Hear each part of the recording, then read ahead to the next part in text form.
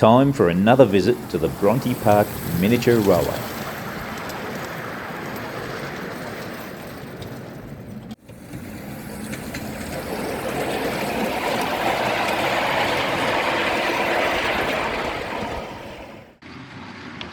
This time around we'll have a close look at the trackwork. Construction of the rail that I use for the railway is 25mm by 10mm flat bar in 6 metre lengths with these little flats that are welded everywhere there is a sleeper, so that gives me a foot to be able to screw down with a Tek screw. As you can see, I'm just in the process here of fitting them all up and welding them all on. Here's a few that have been welded on. And at the end of each rail I use another piece of this flat rail, this 25 by 10 flat bar, to make up a fish plate or a joiner that bolts onto the end of the rail and joins the rails together. When it comes to making my fish plates, I weld one end of the fish plate to the rail, the other end is bolted.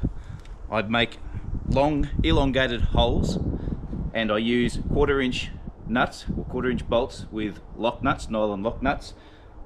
Screw them together, screw them up to the next rail, but don't do them up tight, do them up enough that it holds them within alignment, but it allows them to slip backwards and forwards. So on a hot day they can expand and they can move and close up the gap between the ends of the rails, and on a cold day they'll open up a little bit. This way it stops any track buckles. So here we are out here laying some track. My straight track, as I said earlier, my rails are 25 by 10mm, which in the old scale would be about inch by 3/8. My rails, I've welded a foot everywhere there's going to be a sleeper, and I've used a cut-off piece of rail as my fish plate or joiner at the end of the rails to join the rails together. As you can see here, you can see there's a nice gap. It's a nice mild day today. There's a nice little gap in the ends of the rails, so that when it becomes a hot day, those gaps will close up as the rail expands, and there's still a little bit more room when it gets a cold night for them to open up a little bit as the rail retracts. So for my sleepers, I use concrete sleepers, which I have one here. These are my concrete sleepers. I cast them myself. I cast them with plugs in them at the preset distances, so I can just put them under the track and screw the track up, and it'll hold the track right at gauge. They're nice and heavy, and they have rebar inside them as well for strength of holding the whole thing together. When I screw into them, I use Tek screws. Here's a few here that I've already put Tek screws in.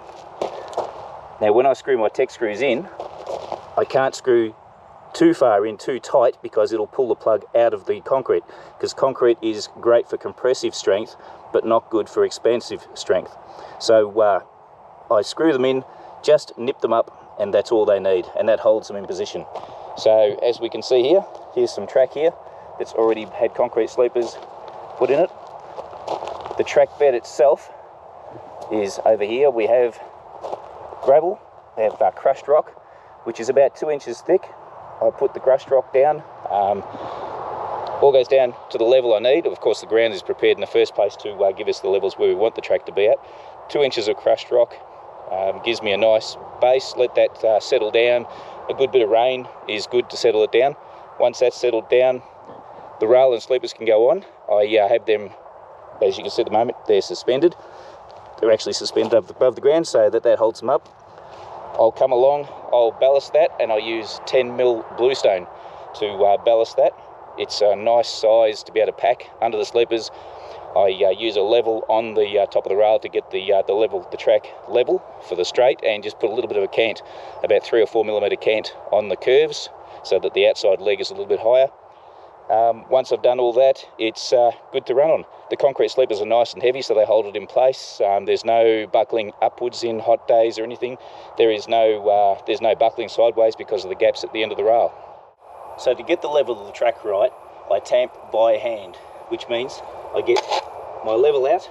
On a straight track, I want to make sure that the rails are level, so the train isn't leaning one way or the other. It might cause problems with derailing on four-wheeler, mainly four-wheeler rolling stock or anything like that. So I've covered the rail over. I can see where my sleepers are.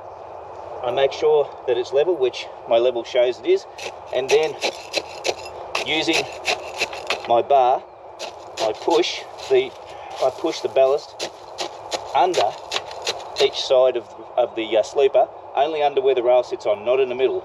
If you pack the middle of the sleeper up, if the sides go down a little bit, it'll bend the sleeper and you'll break the sleeper's back. You'll break it in half. So, doing this all the way down. All my sleepers are 250 millimetres apart, so there's 4 sleepers to a metre, 4 spacings in a metre, and that's the way I do it all the way through the whole track. Once I'm finished doing this with the track, I'll come back, smooth the ballast off so that it's at the level of the sleepers, the height, box in the ends. That helps to hold the track straight, stops the track moving side to side, and once that's been done all the way, the track is ready to run on. As opposed to the concrete sleepers, what I used to use, at the start I used wood, treated pine to start with, and then red gum sleepers, but I've gone away from the wood altogether these days. Too much seem to like wood. I've gone towards plastic. Well, that's what I started off with, plastic sleepers. We can see here, recycled rod. So they cut beautifully to length, and they're fairly heavy. Termites don't like them, they don't rot. They were great. They're in limited supply. My supplies are actually running down on those, which caused me to go towards the concrete sleepers. So now the concrete sleepers are the way to go. Cast them off, give them a week or so to set before I use them at all. Pop them out of the casts and use them on the track. Mainly the plastic these days I save for using for sets of points, like as we can see here. So they work well for sets of points. All the tech screws are in different spots as you run along, whereas the concrete sleepers, when I cast them, the plugs are set in a specific location for the keeping the gauge of the track. So it's a little bit harder to make it for a set of points. So I use my plastic stocks for the point work and the concrete for the straight track. There are some places I do use wood still, and that's, for example, on this bridge.